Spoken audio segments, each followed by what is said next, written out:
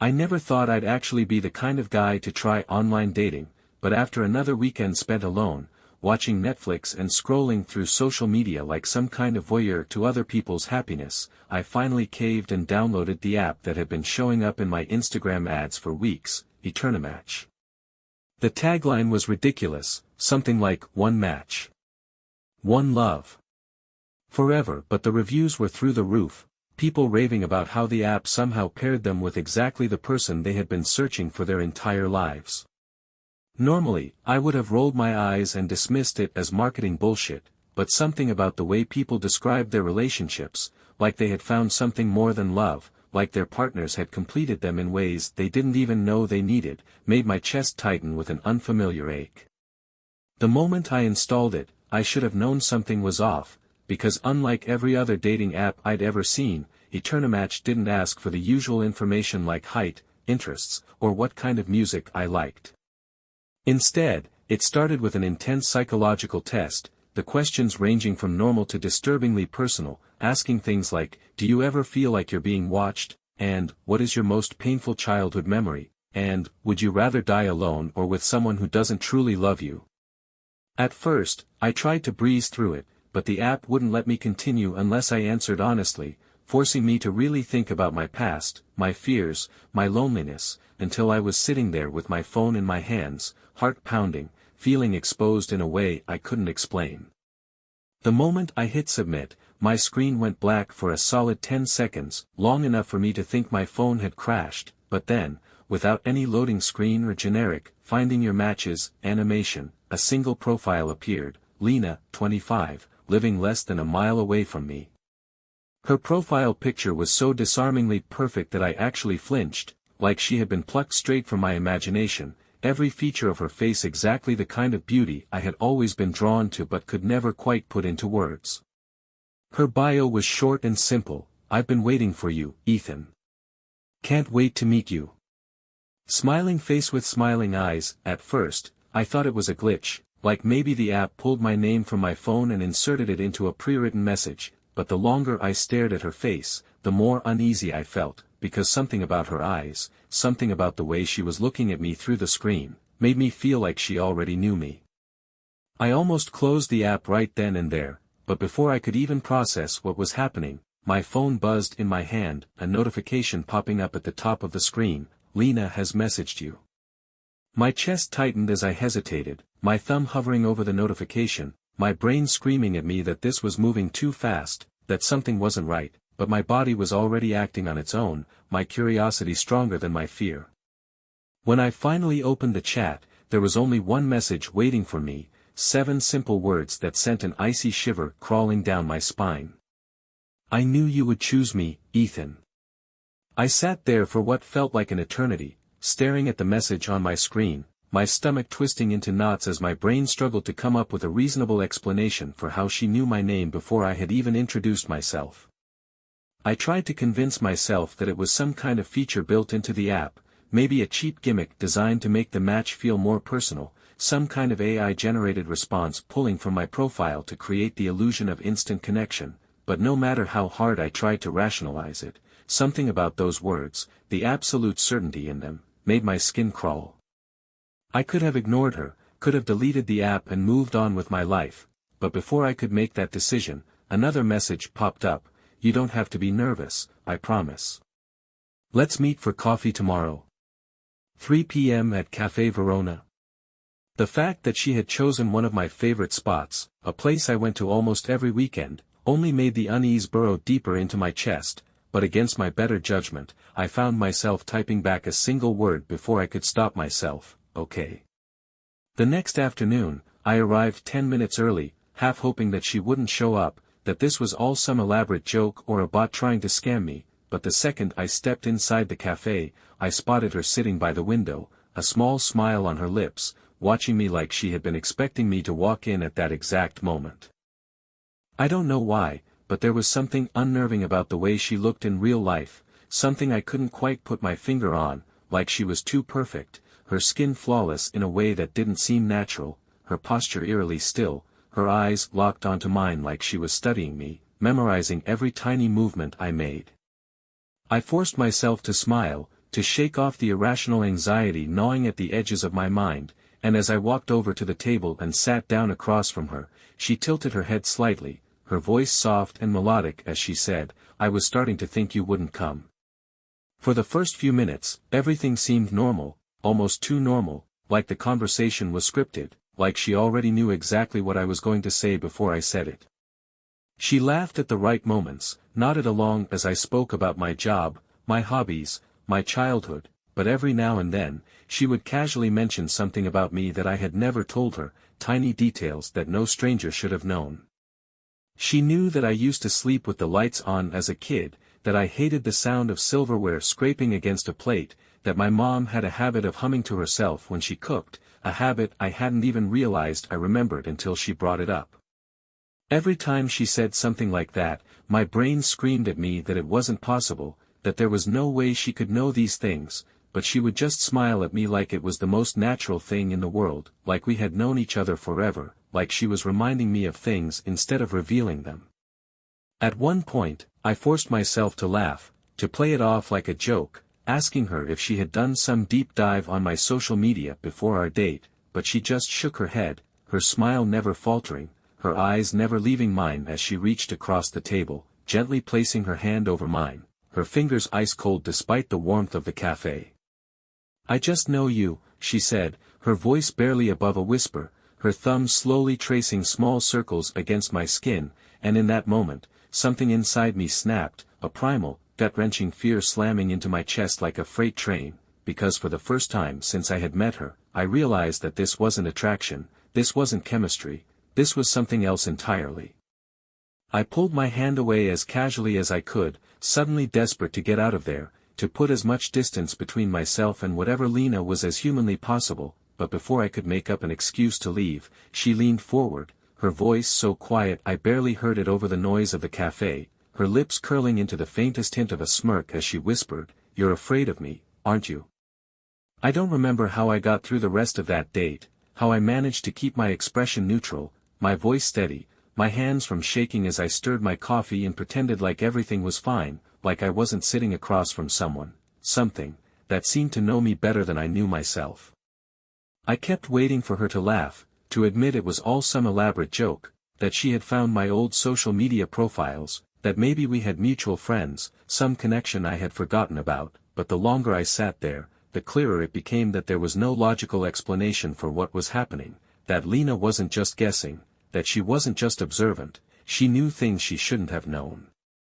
And yet, the scariest part wasn't just the fact that she knew these things, it was the way she looked at me when she said them, like she was waiting for me to react, like she was studying my fear.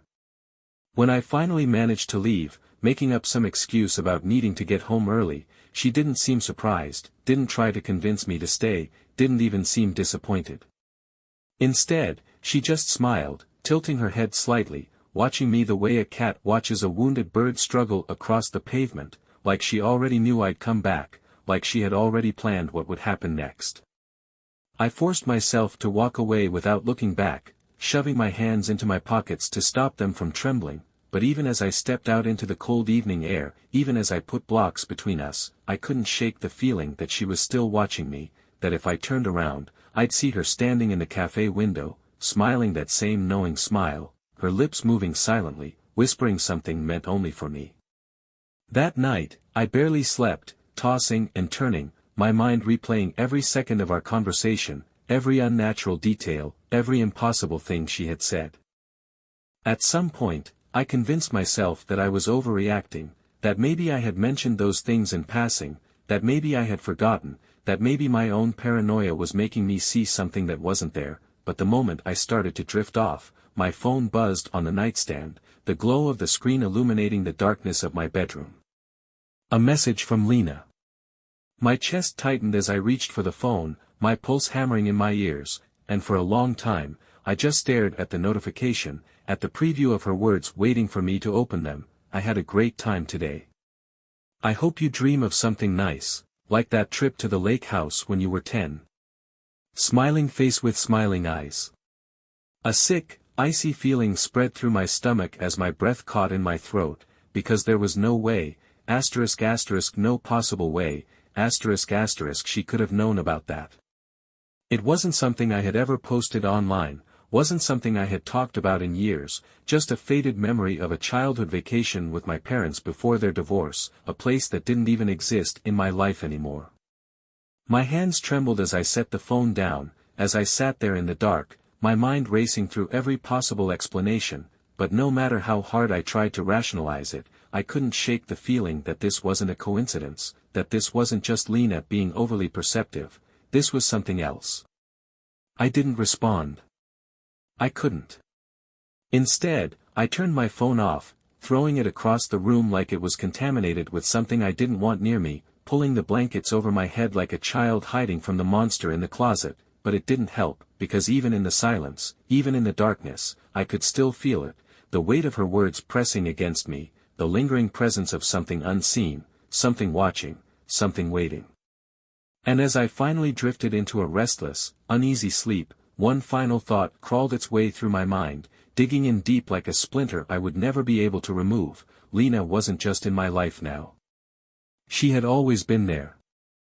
I told myself I wouldn't text her back, that I wouldn't engage, that if I just ignored her, she would eventually lose interest and move on, but deep down, some part of me already knew that wasn't going to happen, that whatever this was, whatever Lena was, she wasn't just someone I had met on a dating app, wasn't just some overly invested match who didn't understand boundaries. She was something else, something I didn't have a name for yet, something that had sunk its claws into my life in ways I was only just beginning to understand. And yet, despite everything, despite the gnawing fear that had settled into my bones since the moment I met her, there was still a part of me that hesitated, that questioned whether I was overreacting, whether I was letting paranoia get the best of me. People can be weird, sure, but that doesn't make them dangerous. Right? The first time I saw her when she shouldn't have been there, I convinced myself it was just a coincidence. It was the following afternoon, and I had stopped by my usual coffee shop near work, the one I had been going to for years, the one that had always felt like my space, only to feel a sudden shift in the air, a strange prickle at the back of my neck that made my body tense before I even turned my head. And then there she was, Lena, sitting at a table in the far corner, sipping tea like she belonged there, like this had been her spot all along.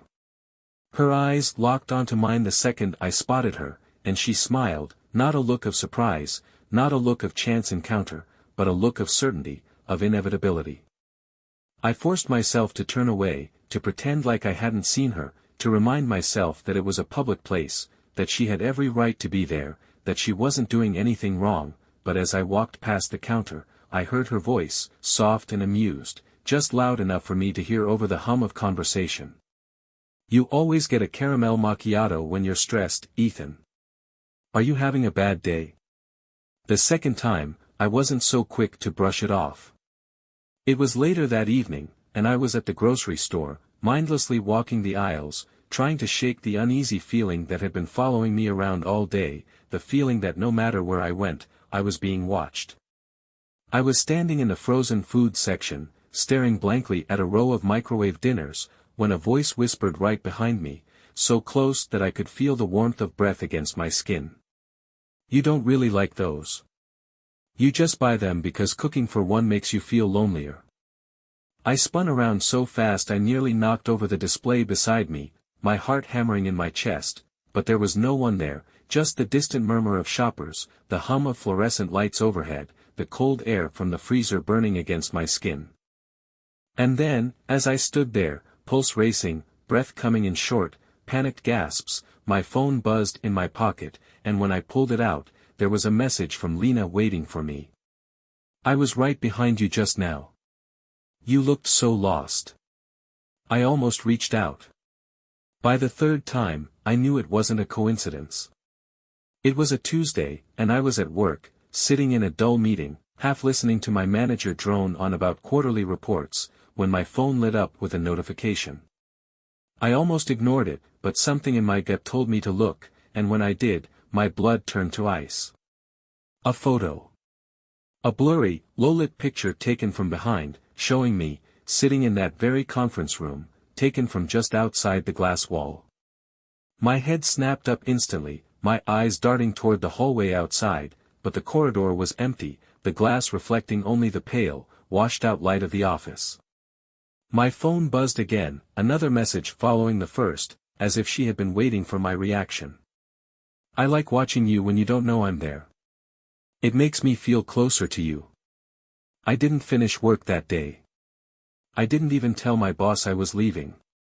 I just grabbed my stuff and walked out, my hands shaking, my heart racing, my brain screaming at me that this wasn't normal, this wasn't okay, this wasn't something I could keep ignoring. As I stepped out into the cold evening air, gulping in deep, ragged breaths, my mind was already running through worst-case scenarios, trying to figure out what the hell I was supposed to do next, but before I could even begin to think clearly, my phone buzzed one last time, a final message from Lena appearing on the screen. "Why are you running, Ethan? Don't you know you don't have to run from me? I'll always find you." The second I got home, I locked the door, threw my phone onto the couch like it was something diseased, and started pacing, my hands running through my hair, my breath coming too fast, my entire body buzzing with a raw, frantic energy that I couldn't shake no matter how many times I told myself to calm down. I needed to do something, anything, to regain some kind of control, to shake the feeling that I was already drowning in something I didn't understand, something that had already wrapped itself around my life like invisible chains tightening by the second. My first instinct was to block her number, to cut off any way for her to contact me, but when I opened my messages, I realized something that made my stomach lurch so violently I thought I might be sick. There was no option to block her. The button wasn't there, not grayed out, not hidden behind settings, just completely missing, as if my phone itself had decided that Lena wasn't someone I could ignore. I didn't hesitate. I went straight to the Eternamatch app, ready to delete it, to scrub every trace of it from my phone, from my life, from existence if I could, but the moment I pressed down on the icon, ready to drag it to the uninstall option, my screen froze. At first, I thought it was just a glitch, some random system crash, but then the screen flickered, dimmed for a moment, and when it came back to life, a new message had appeared in the app, waiting for me, unread. My hands were slick with sweat as I hesitated, staring at the notification, my heartbeat slamming against my ribs, because some instinct, some primal, deep-rooted part of me already knew that whatever was in that message, it wasn't going to be good. But I couldn't stop myself.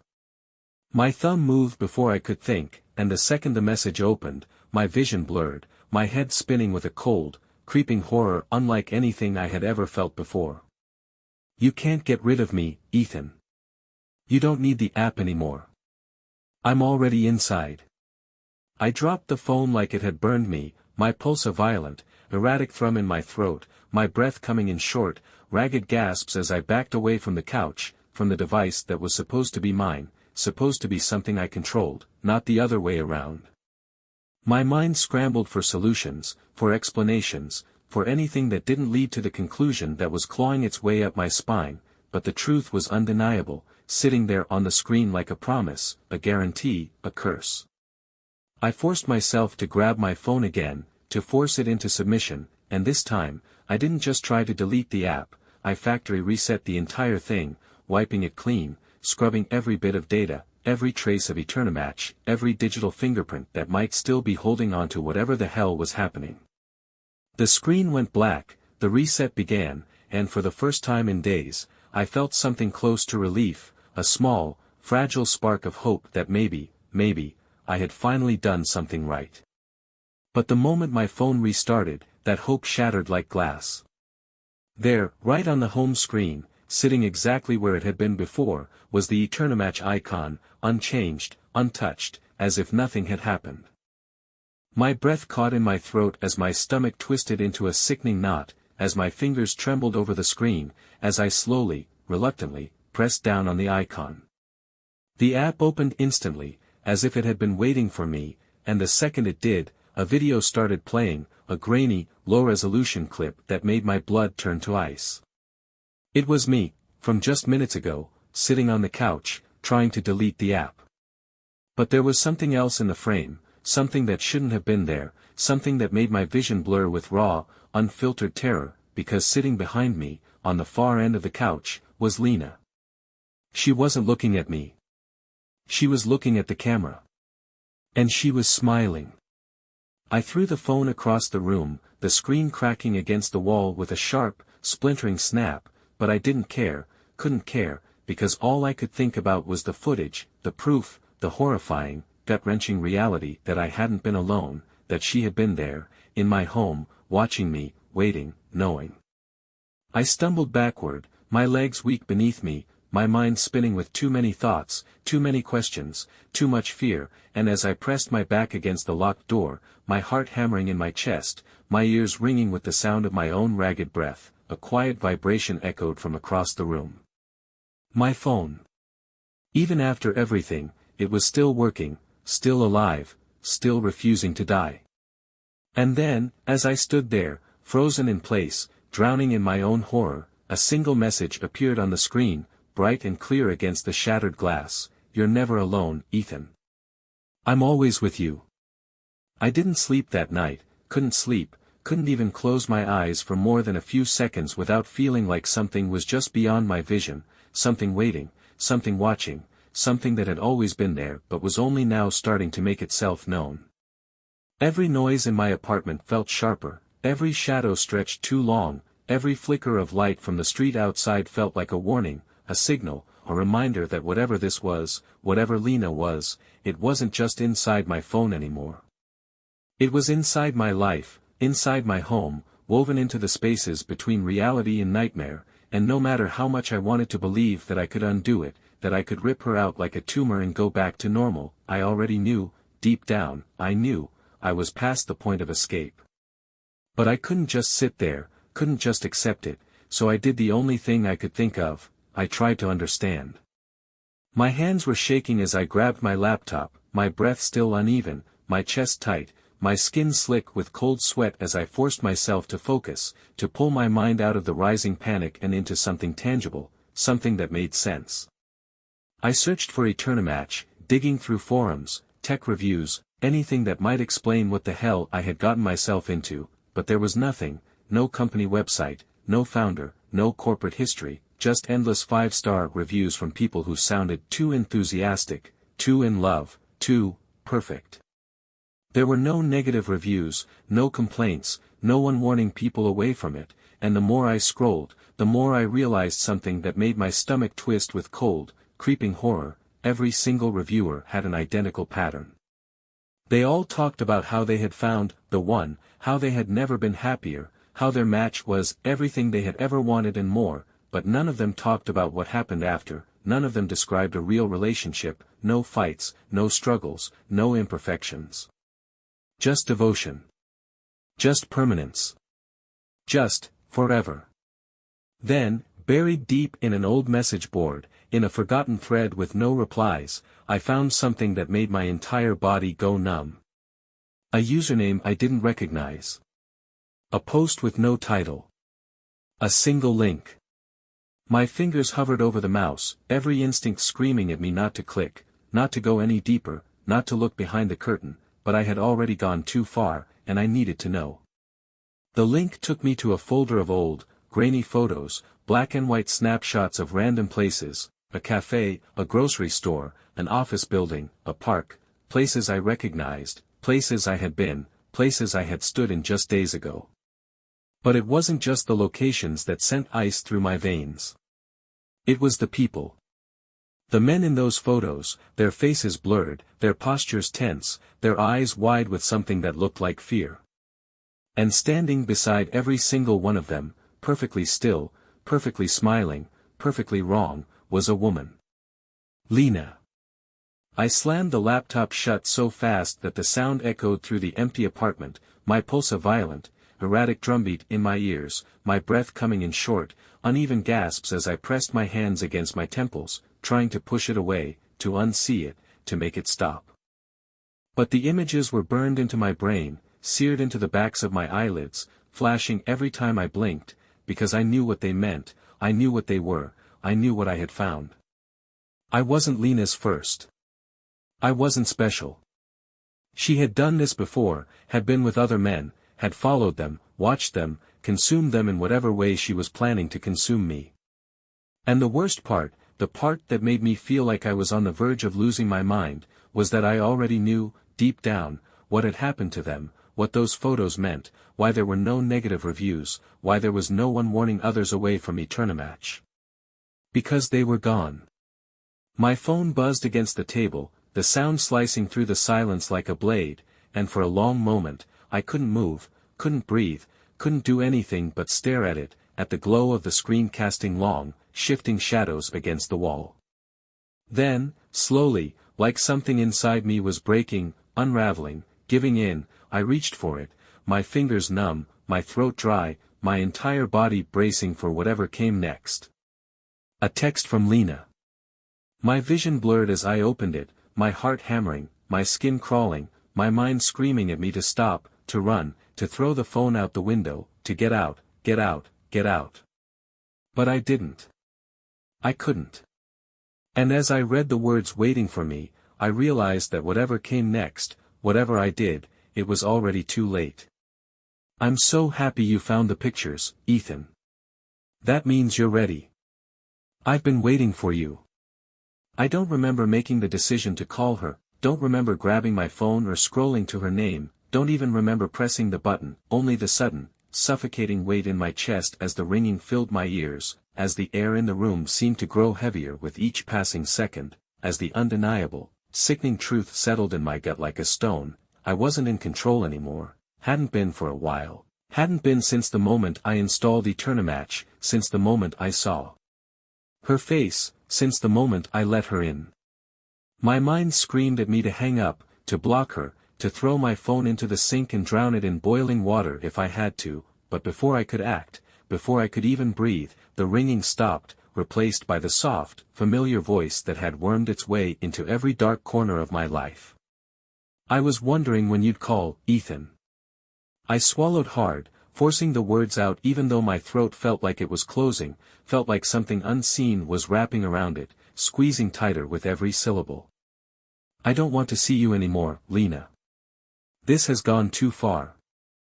The silence that followed was worse than any response she could have given, worse than anger, worse than pleading, worse than anything I had braced myself for, because it wasn't silence at all, it was waiting, it was understanding, it was the unbearable sense that she had already known what I was going to say, had already anticipated this moment, had already planned for it. And then, finally, after what felt like hours but was probably only seconds, she let out a soft laugh, one that sent an icy shiver crawling down my spine, because it wasn't amused, wasn't surprised, wasn't even hurt, it was patient. Oh, Ethan, she whispered, almost tenderly, almost as if she pitied me. You don't understand, do you? We're already past that. My stomach twisted violently, my pulse pounding in my ears, my fingers gripping the phone so tightly that I could hear the plastic creak beneath the pressure, because I knew, deep down, that she wasn't just saying that to scare me, wasn't just playing some twisted game, wasn't just some obsessive stranger who had fixated on me. She meant it. There was no breaking up, no cutting contact, no walking away, because I had never really chosen her, she had chosen me. Every thought of deleting the app, every attempt to distance myself, every moment of hesitation had been nothing more than an illusion, a fragile, desperate lie I had told myself to keep from facing the truth. Lena was never going to let me go. I don't remember hanging up, don't remember throwing the phone onto my bed, don't even remember sinking onto the floor with my head in my hands, my entire body shaking, my breath coming in short, uneven gasps as the weight of it all crashed down on me at once. My mind raced through possibilities, through exits, through any possible way I could escape this, but every road led back to the same, inescapable conclusion. I had no proof, no evidence that anyone else would believe, no way to convince a cop or a friend or a therapist that the woman I had met through a dating app was something impossible, something unnatural, something wrong. To them, I would just be another guy with a crazy ex, another paranoid shut-in who spent too much time on the internet, another delusional idiot who had fallen too deep into his own imagination. But I wasn't imagining this. A soft knock at my apartment door sent my heart slamming into my ribs, the sound too gentle, too controlled, too knowing. For a long moment, I didn't move, didn't breathe, didn't even blink, because I knew I knew who it was. My phone vibrated from across the room, the screen lighting up with a message I didn't have to read to understand, but as my shaking hands reached for it, as my vision blurred with sheer, bone-deep terror, I forced myself to look anyway. "Let me in, Ethan. We need to talk." I didn't move, didn't make a sound, didn't even breathe as I stared at my phone, at those 5 words glowing on the cracked screen like a death sentence, at the small, unreadable ellipsis underneath them, pulsing slowly, rhythmically, like she was still typing, like she was still there, waiting, always waiting. The knock at my door came again, soft, patient, like the hand that made it wasn't knocking to ask for entry but to remind me that it was only a matter of time before I opened it myself. My mind screamed at me to do something, to grab a weapon, to call someone, to climb out the window if I had to, but my body refused to move, frozen by the sheer, suffocating weight of her presence, the absolute certainty that no matter what I did, no matter how far I ran, she would always be there. When my phone vibrated again, I flinched so hard I nearly dropped it, my breath hitching as another message appeared, this one worse, so much worse than the last, because it wasn't just a demand, wasn't just another reminder that she had me cornered, wasn't just a quiet, calculated threat hidden behind a veneer of sweetness. It was a photo.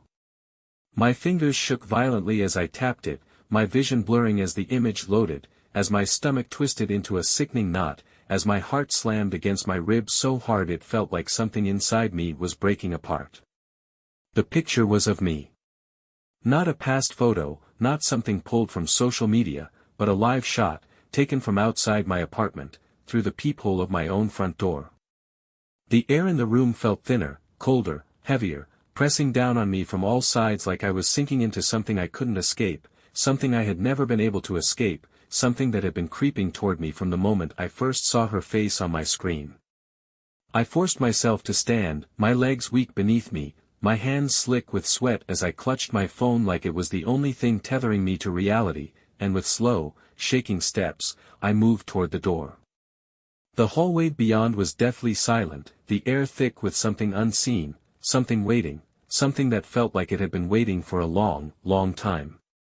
I reached for the peephole, my breath coming in short, uneven gasps, every muscle in my body screaming at me to stop, to turn back, to run, to do anything but look, but my fingers moved anyway, guided by some horrible, inevitable force that I could no longer resist. I shouldn't have looked. I should have never looked.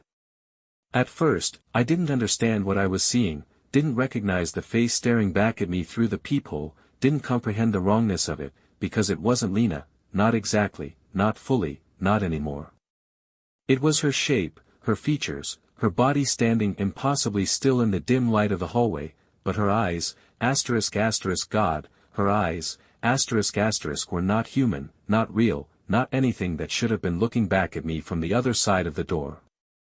They were too dark, too deep, stretching inward like there was no end to them, like they weren't eyes at all but holes punched into the fabric of reality itself, hollow and endless and hungry. And then, as I stood there, frozen, my breath lodged somewhere in my throat, she smiled, her lips curling in a way that no human mouth should move, stretching too wide, too thin, too sharp, a shape made only to imitate something human but never meant to be. And as my vision blurred with rising, all-consuming terror, as my heart pounded in my chest like a trapped animal desperate to escape, I heard it, not through the door, not from the hallway, not from anywhere outside. I heard her voice inside my mind. "Let me in, Ethan. I already know you want to." I stumbled backward so fast that I tripped over the edge of my coffee table, my hands flailing, my body twisting as I crashed onto the floor, my head slamming against the hardwood with a sickening crack that sent stars bursting across my vision. My breath came in ragged, panicked gasps, my heart a wild, erratic drumbeat in my chest, but I couldn't stop shaking, couldn't stop the way my entire body felt like it was rejecting reality itself, like my mind couldn't comprehend what I had just seen, what I had just heard. The voice hadn't come from outside, hadn't been muffled by the thickness of the door or distorted by distance, it had come from inside me, threading through my thoughts like an old, familiar whisper, like something that had always been there, waiting, just waiting for me to listen. My phone buzzed again, the sound like a gunshot in the suffocating silence of my apartment, and for a long, terrible moment, I couldn't bring myself to look, couldn't bring myself to acknowledge it, because I already knew, I knew who it was. But when I finally forced myself to grab it, when my trembling fingers swiped at the screen, my vision swam as I tried to process what I was looking at, as my stomach churned violently, threatening to empty itself right then and there. It was another photo, another grainy, low-resolution shot, but this time it wasn't of me, it was of her. Not standing in the hallway, not waiting outside my door, but inside my apartment, inside my living room, sitting on my couch like she had always belonged there. And the worst part, the part that made my throat tighten with something cold and unbearable, was that I hadn't heard the door open, hadn't heard footsteps, hadn't heard anything at all. Because she hadn't come in. She had always been here. My hands shook as I typed, my breathing too shallow, too fast, my body screaming at me to run, to leave, to do something other than sit here drowning in terror, but I had to try, had to make sense of it, had to believe that I still had some control, that there was still some version of reality where this could be explained. "What do you want from me?" The message sent instantly, no lag, no delay, and the response came just as fast, as if she had been waiting, as if she had already known exactly what I was going to ask. "You already know, Ethan. You've always known." I swallowed hard, my body rigid, my fingers numb against the glass screen, and then, before I could stop myself, before I could talk myself out of it, I did something stupid. I opened my contacts, scrolled down to her name, and pressed call. The phone rang once, twice, 3 times, and for a brief, fleeting second, I thought maybe she wouldn't answer, maybe she wasn't real, maybe this was all in my head, but then the line clicked, and the air left my lungs in a sharp, choked breath because I didn't hear silence. I didn't hear a greeting. I heard breathing. Slow, steady, rhythmic breathing, perfectly in sync with my own, as if I were listening to myself, as if I were hearing my own breath echoed back at me in real time. My entire body went cold, my fingers clenching around the phone, my pulse hammering, and then, so softly I almost missed it, I heard her voice, not over the phone, not through the speaker, but behind me. "Why are you pretending like you don't already belong to me?" I dropped the phone and ran. I don't remember grabbing my keys, don't remember yanking the door open, don't remember stumbling down the stairs of my building with my vision swimming, my breath coming in ragged gasps, my body running on some primal, animalistic instinct that screamed at me to get out, get away, keep moving, don't stop, don't turn around, don't let her catch you. The night air was cold and sharp against my skin, but I barely felt it, barely registered anything except the sheer, suffocating panic squeezing my chest like a vice, the overwhelming certainty that I had made a mistake, that I had let something into my life that I couldn't get rid of, that Lena wasn't a person, wasn't human, wasn't anything that should exist in the same world as me. My legs burned as I ran, my feet pounding against the pavement, my mind racing through every possible escape, every plan, every solution, but no matter how hard I tried to think logically, to grab hold of something real, all I could hear was the echo of her voice, low and knowing and already inside me. I don't know how long I ran, how many blocks I put between myself and my apartment before my lungs gave out, before my body betrayed me and forced me to stop, leaning against the cold brick wall of a building, gasping for air, my hands shaking so badly that I could barely pull my phone from my pocket. My fingers were slick with sweat as I opened the search bar, typing frantically, desperately, trying to find anything, a news article, a discussion thread, a warning, anyone else who had been through this, who had survived this, but there was nothing, no real history of Eternimatch, no official company website, no negative reviews, nothing except those eerily identical testimonials, all saying the same thing in slightly different words, all promising a love so perfect it felt fated. Inevitable, inescapable. And that's when I realized the truth, the thing I had been trying not to acknowledge, the thing that had been clawing at the edges of my mind since the moment Lena first messaged me. I wasn't the first. And I wouldn't be the last. My hands shook as I dug deeper, clicking through obscure forums, old archive pages, hidden corners of the internet where people talked about cursed things, haunted things, things that attached themselves to you and wouldn't let go. And then, Finally, I found something, not an answer, not a solution, but a warning. A single post from years ago, buried under dead links and forgotten threads, written by a user whose account had been deleted. If you found this, it's already too late. The app chooses you, it gives you what you want, but not for free. You don't get to leave. You don't get to break up, it's not a relationship. It's a contract. And when it's time, you'll disappear just like the rest of us. Turn off your phone. Don't let her in and don't answer when she knocks. My stomach twisted violently as I scrolled down, my fingers numb against the glass screen, but there were no replies, no follow-ups, no one confirming if they had survived. Just silence. As if whoever had written it was already gone. The street around me felt too empty, too still, like the whole world had been erased, like I had somehow stepped into a space that wasn't meant to exist, a liminal place where the only thing that mattered was her. I swallowed hard, forcing my body to move, forcing my legs to carry me toward the one place I thought I might be safe, Jason's apartment. He was my best friend, my last real connection to reality, the only person I could trust, the only one who might believe me, who might help me figure out how to undo this, how to break whatever had been set in motion the second I downloaded that app. I dug my keys out of my pocket with trembling fingers, unlocking my car with a sharp beep that sounded deafening in the quiet street, and as I slid into the driver's seat, as I forced the key into the ignition with shaking hands, my phone vibrated in my lap. A message from Lena. My breath caught in my throat as I stared at the screen, my entire body locking up with a deep, instinctual dread, because I already knew what it would say, already knew that no matter how far I ran, no matter where I went, she would always, always be one step ahead. You can run, Ethan. But you already know how this ends. I don't remember driving to Jason's apartment, don't remember making the turns, don't remember obeying traffic lights or checking my mirrors, don't even remember the moment I pulled into his parking lot and shut off the engine, my hands still locked around the steering wheel in a grip so tight my knuckles were bone white. My mind was a blur of static, a tangled mess of panic and exhaustion and the sickening certainty that I wasn't alone, that no matter how far I ran, she was always there, just out of sight, just beneath the surface, waiting. The moment I killed the engine, the silence pressed in around me, thick and suffocating, like the entire world had stopped moving, like I had stepped into some in-between place where time didn't quite exist, where reality was only an illusion stretched too thin. My breath caught in my throat as I reached for my phone, half expecting another message to be waiting for me, another warning, another reminder that I wasn't escaping anything, I was just delaying the inevitable. When I stepped out of the car, the air felt too still, too cold, too wrong, like the entire parking lot had been abandoned for decades, like I wasn't supposed to be here, like the very fabric of the world had shifted without me noticing.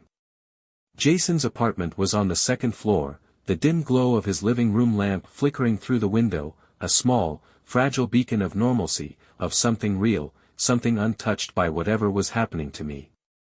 I forced myself forward, my legs unsteady, my pulse a wild, erratic thing in my chest, every step feeling like it was taking me further into something I couldn't come back from. I reached his door, my fingers fumbling against the handle as I knocked, too hard, too desperate, my breath coming in uneven gasps as I pressed my forehead against the wood, whispering under my breath, over and over, "Please be home, please be home, please be home." The door swung open faster than I expected, and for a brief, fleeting second, relief flooded through me so hard it made my knees weak, made my vision swim, made my breath hitch in my throat because there he was, Jason, standing in the doorway, eyes wide with confusion, brows knitting together as he took one look at me and said, "Jesus, man, you look like hell." I almost laughed, almost broke down right there, because for the first time in what felt like an eternity, I wasn't alone, wasn't trapped in some endless loop of messages and shadows and the slow, creeping realization that my life was no longer my own. I shoved past him into the apartment, my movements frantic, my hands shaking so badly that I nearly knocked over the lamp on his side table as I turned to face him, my voice cracking as I said, "You have to help me, Jason. I don't know what's happening, but I think I'm being followed." Jason's face shifted, his initial concern deepening into something sharper, something unreadable, something that made my stomach twist, because instead of asking me what was going on, instead of telling me to calm down or asking who was after me or even acting like this was weird, he just stood there, staring, his expression eerily blank, his eyes too dark, too distant, too wrong. The silence stretched between us, long and unnatural, thick like oil, pressing against my skin like something alive, and then, just as my pulse began to spike, just as the first edge of real, gut-wrenching fear crept back into my throat, Jason smiled, small, slow, deliberate. And then he said something that shattered whatever fragile sense of safety I had left. "Why would I help you, Ethan?" His voice was soft, almost gentle, like he was explaining something simple, something inevitable, something that had been decided long before I ever knocked on his door. "You already belong to her." For a long, terrible moment, I couldn't move, couldn't speak, couldn't even breathe, because everything inside me, the fear, the panic, the desperate hope that maybe, just maybe, I wasn't completely alone in this, collapsed in an instant, crumbling to dust as Jason's words sank into my skin like venom, slow and paralyzing and irreversible.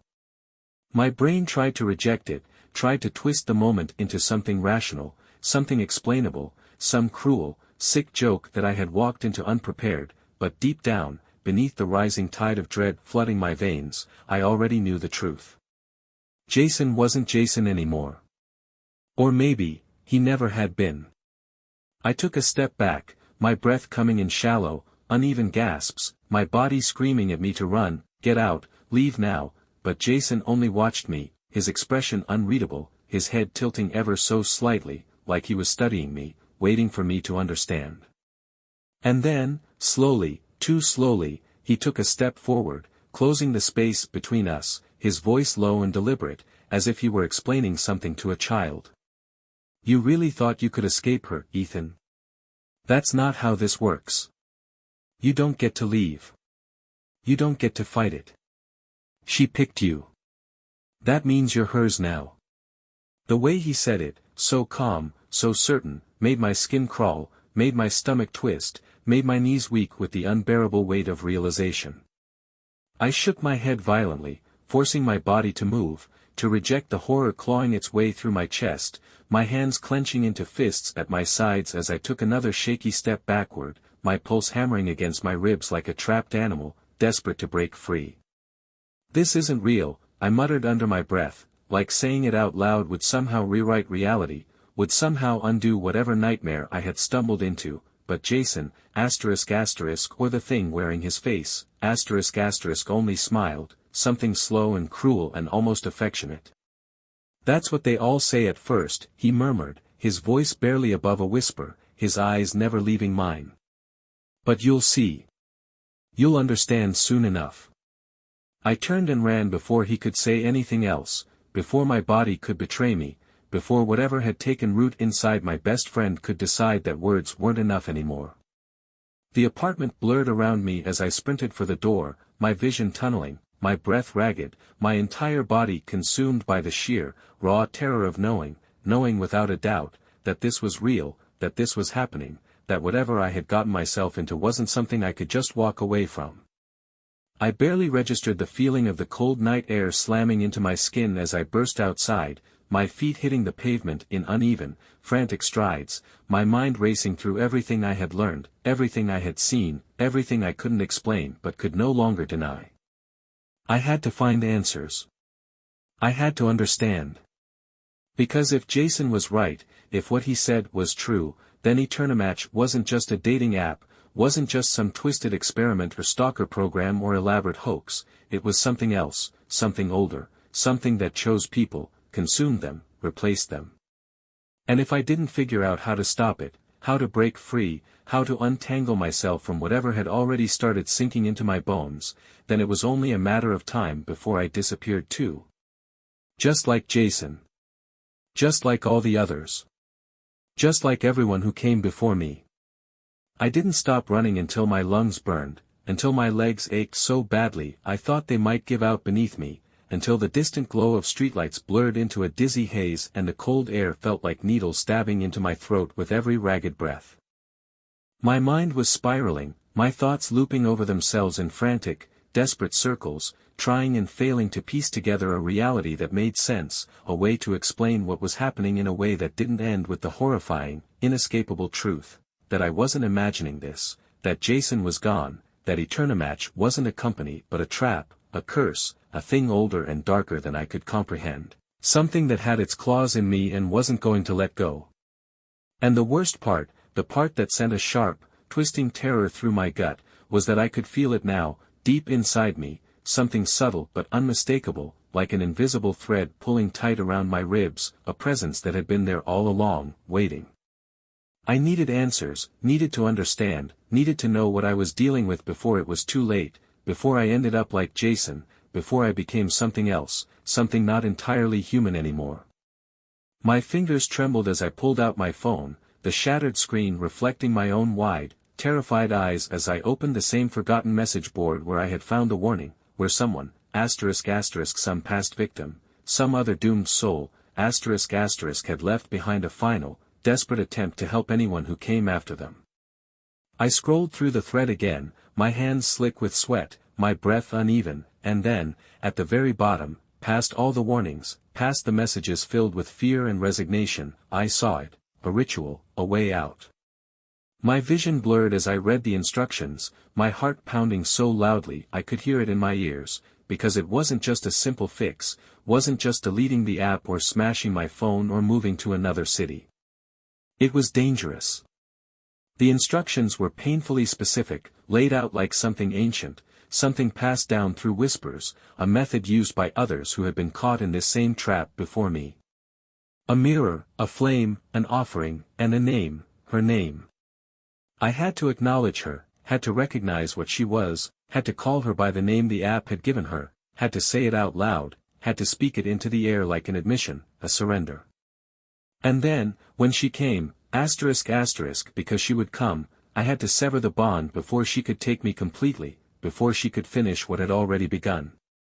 My stomach churned violently at the thought, my entire body revolting against what I was about to do, but there was no other choice, no other way, no alternative that didn't end with me vanishing like the others, with my identity swallowed whole, with my face turning up in some stranger's dating app, smiling in a photo I never took, waiting to lure the next victim.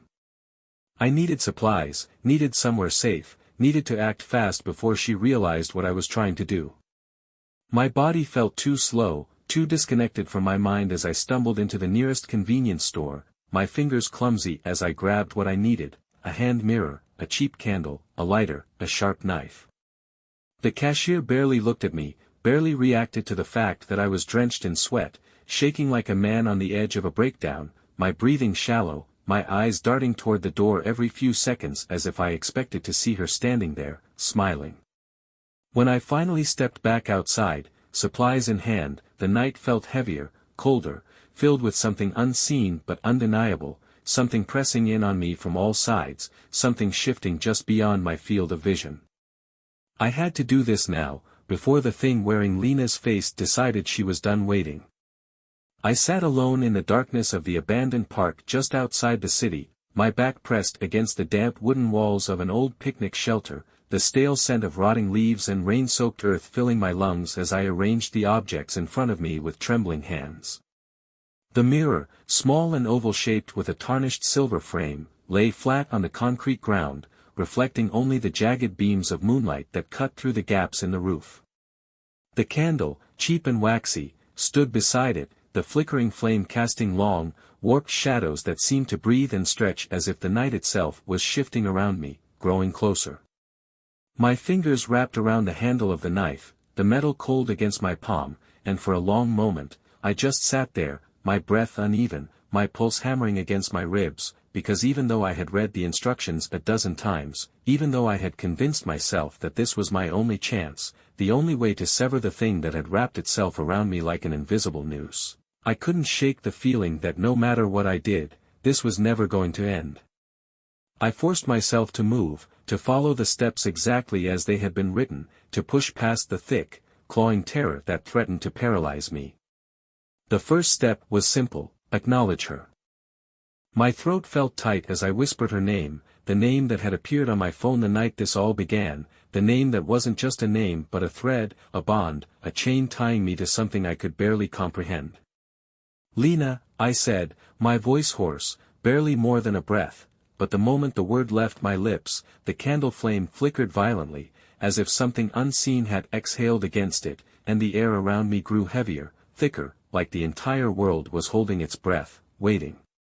My stomach twisted, bile rising in my throat, but I couldn't stop now, couldn't hesitate, couldn't let the fear sink too deep, because if I did, if I let her get into my head, it was already over.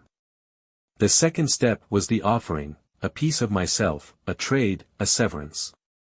My hands shook as I pressed the knife against my palm, the sharp edge biting into my skin, a hot, thin line of blood welling up and dripping onto the mirror's surface, staining the reflection, warping it, twisting my own face into something unfamiliar. The moment the blood touched the glass, the air around me shifted, the candle flame flaring impossibly bright for a fraction of a second before guttering down to a weak, flickering ember, and I felt it then, her. Not near me, not outside, not waiting in the shadows, but inside, wrapped around my thoughts, whispering beneath my skin, a presence that had been growing stronger with every passing day, every ignored warning, every step I had taken toward the inevitable. The third step was the hardest, calling her out, forcing her into the open, breaking the illusion that she had so carefully built around me.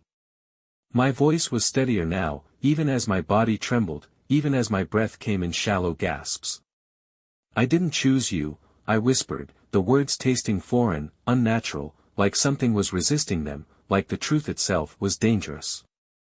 The wind howled through the trees, a low, shuddering moan that didn't feel like wind at all, and in the reflection of the mirror, just beyond my own bleeding hand, I saw her.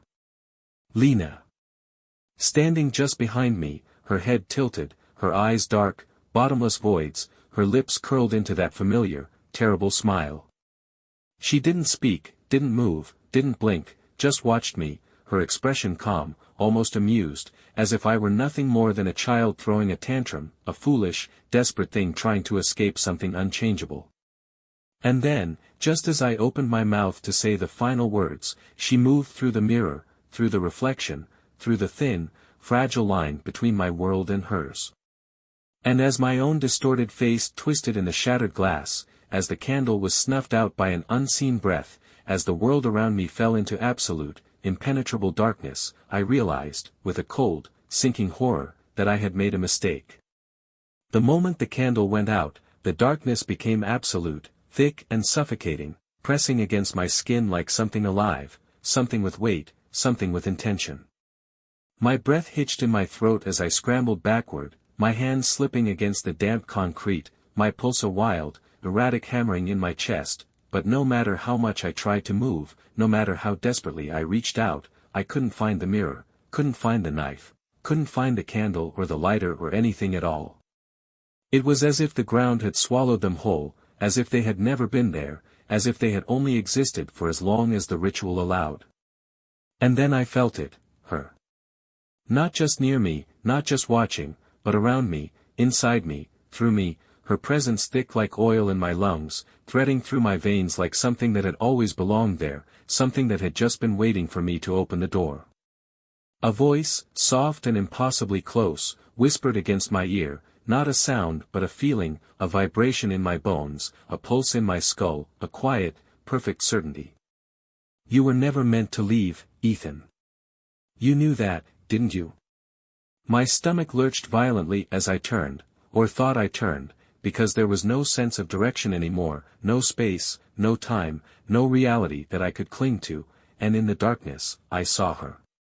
Not just standing there, not just watching, but everywhere. The shape of her, shifting, flickering, bleeding into the shadows, stretching far beyond what a human form should be, her face no longer just a face but a hollow, shifting thing, a void carved into the fabric of the world, a mouth that smiled too wide, eyes that pulled too deep, a presence that had always been there, waiting, watching, guiding me to this moment, guiding me home. I opened my mouth to scream, to fight, to deny, but there was no sound, no air, no escape, just her hands, cold and familiar, pressing against my shoulders, against my chest, against my face, and as I tried to pull away, as I tried to run, my own reflection shimmered in the darkness, not a mirror, not a window, but a doorway, a surface that rippled like water, a thin, fragile barrier between what I had been and what she had always intended me to become. And then I understood. The truth I had been running from, the truth that Jason had tried to warn me about, the truth that everyone who came before me had already learned. There was no breaking the curse. There was no escaping the app. There was no deleting Lena, because Lena had never been a person at all. She was a cycle, a pattern, a force older than memory, something that found, consumed, and replaced, over and over again. The last thing I saw before the reflection shattered, before I felt the unbearable weight of her pulling me in, pulling me under, pulling me through, was my own face, staring back at me from the other side of the glass, my own expression frozen in wide-eyed horror, my mouth open in a silent scream, my body rigid as if I had been trapped in glass, a preserved moment of fear that would remain long after I was gone. And then, as the world turned inside out, as everything I had ever been was stripped away, dissolved, undone, I saw her step forward, saw her lift a hand to touch the glass, saw her shape shift, morph, adapt, until she wasn't Lena anymore. She was me. Somewhere, in some distant, unreachable part of reality, a phone buzzed softly, a screen lighting up in the darkness. A new match. A perfect match. A flawless, inescapable, inevitable connection. And as the notification flickered across the screen, as another lonely soul stared down at the name that had just appeared, at the smiling face of the person they had always wanted, always searched for, always longed to find, I felt the last remnants of Ethan slip away. Because Ethan was gone. And in his place, I was waiting. Thank you for watching this video to the end. I have new videos on my channel every day, so don't forget to subscribe. Let me know in the comments what I need to work on when creating new videos or what stories you'd like to hear more of.